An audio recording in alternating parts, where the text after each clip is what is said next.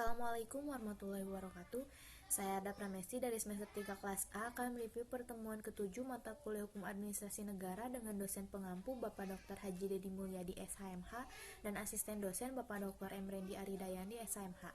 Norma hukum dapat dibedakan dari daya laku menjadi dua, diantaranya yang pertama norma hukum yang berlaku terus-menerus atau dauerhaftig. Yang kedua norma hukum yang berlaku sekali-kali.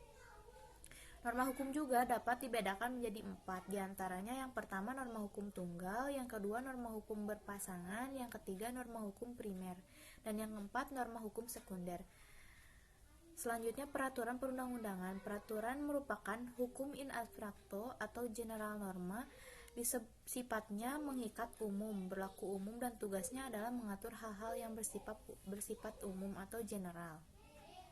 Menurut Marbun dan Mahfud 1987, perundang-undangan adalah segala peraturan negara yang merupakan hasil pembentukan peraturan-peraturan, baik di tingkat pusat maupun tingkat daerah. Menurut Maria Parida Soeprapto 1998, peraturan perundang-undangan memiliki ciri-ciri sebagai berikut. Yang pertama, peraturan perundang-undangan bersifat umum dan konferensif.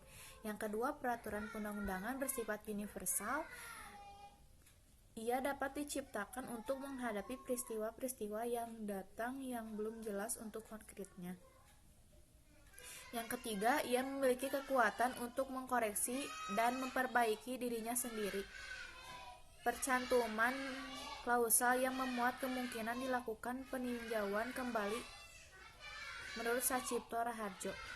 Menurut HWRUAD bahwa sebagai besar peraturan perundang-undangan dibentuk oleh eksekutif daripada legislatif dengan alasan diantaranya yang pertama, organ legislatif tidak memiliki instrumen pelaksanaan, waktu, dan sumber daya yang memadai untuk merumuskan secara detail berbagai hal yang berkenaan dengan undang-undang sehingga diserahkan kepada eksekutif. Yang kedua, kewenangan legislatif bagi pemerintah atau organ eksekutif pada dasarnya berasal dari undang-undang sesuai dengan asas legalitas dalam negara hukum yang berarti berasal dari parlemen. Yang ketiga, norma hukum tata negara dan hukum administrasi negara yang bersifat umum abstrak. Ketika menghadapi peristiwa konkret, norma hukum abstrak tersebut membutuhkan instrumen yuridis yang bersifat konkret individual. Kewenangan legalitas pemerintahan atau administrasi negara ada dua macam. Yang pertama, kewenangan legislatif yang mandiri. Yang kedua, kewenangan legislasi kolegial. Sekian review dari saya. Wassalamualaikum warahmatullahi wabarakatuh.